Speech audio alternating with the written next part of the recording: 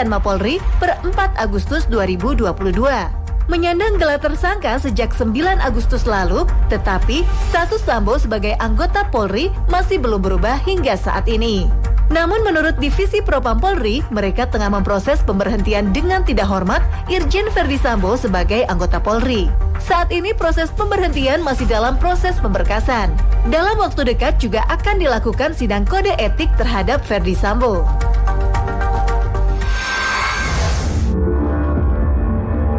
Shop, total saat ini jumlah personil yang diperiksa terkait kasus pembunuhan Brigadir J kembali bertambah. Sudah ada 97 personil yang diperiksa. Tak hanya itu, Kapolri Listio Sigit Prabowo juga mengungkap fakta lainnya seputar kasus yang melibatkan Irjen Verdi Sambo. Awalnya, Sigit menjelaskan bahwa dari 97 personil diperiksa, 35 orang diantaranya diduga melanggar kode etik. Selanjutnya, 18 orang dari yang diduga melanggar itu telah ditempatkan di penempatan khusus. Di hadapan anggota Komisi 3 DPR, Sigit menyebut dirinya berkomitmen untuk bisa menyelesaikan proses etik dalam 30 hari ke depan. Hal ini guna memberikan kepastian hukum terhadap terduga pelanggar. Rapat Kapolri dengan DPR kemarin juga membahas isu adanya kerajaan Sambo di Mabes Polri hingga isu konsorsium 303 yang diduga membackingi berbagai bisnis ilegal, salah satunya perjudian. Ironisnya, konsorsium ini disebut-sebut dipimpin oleh petinggi Polri. Shop, tak hanya soal pembunuhan, baru-baru ini media sosial pun kembali ramai dengan kabar penemuan bunker berisi uang senilai 900 miliar rupiah di kediaman pribadi Sambo. Namun menurut Kadif Humas Polri, Irjen Dedi Prasetyo, kabar temuan uang ratusan miliar ini tidaklah benar. Dedi mengungkapkan, tim Sus Polri yang menggeledah rumah Verdi Sambo memang menyita beberapa barang bukti. Namun, tim Sus memastikan tidak ada bunker berisi uang sebesar 900 miliar rupiah. Sementara barang-barang yang disita akan diungkap di pengadilan.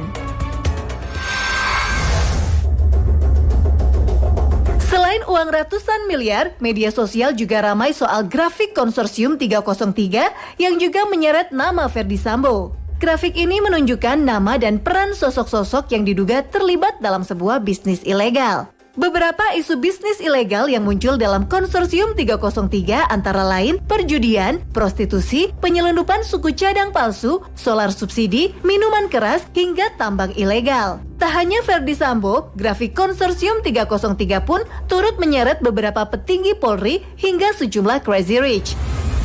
Duh, makin ngeri-ngeri sedep nggak tuh? By the way, Shop, tahu nggak sih apa itu konsorsium 303?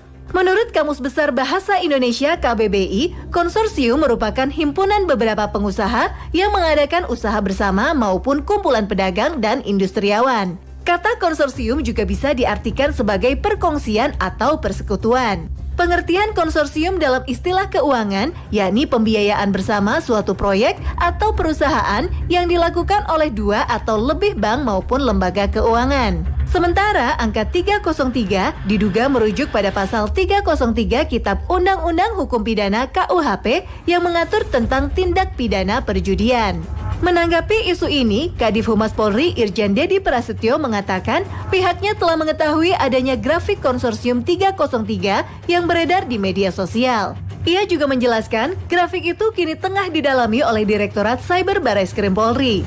Di sisi lain, Kapolri Jenderal Listio Sigit Prabowo memberikan perintah kepada seluruh jajarannya untuk membabat habis pelaku aktivitas judi, baik online maupun konvensional. Bukan hanya pemain dan bandar, Kapolri juga memerintah untuk menyikat pihak-pihak yang membacking aktivitas itu. Pelanggaran tindak pidana seperti perjudian, baik online maupun konvensional, harus ditindak tegas. Dia bahkan mengancam akan mencopot Kapolres, Direktur, hingga Kapolda yang di daerahnya masih terjadi praktik judi.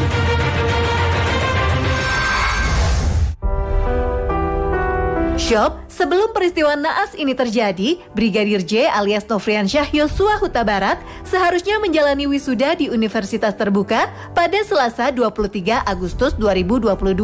Namun, takdir berkata lain. Brigadir J berpulang sebelum memakai toga tanda kelulusan.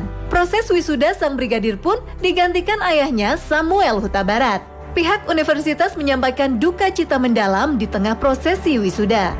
Brigadir J juga memperoleh peringkat sangat memuaskan dengan hasil indeks prestasi kumulatif IPK 3,28. Tentu saja, wisuda sarjana almarhum Yosua menjadi momen mengharukan bagi keluarga.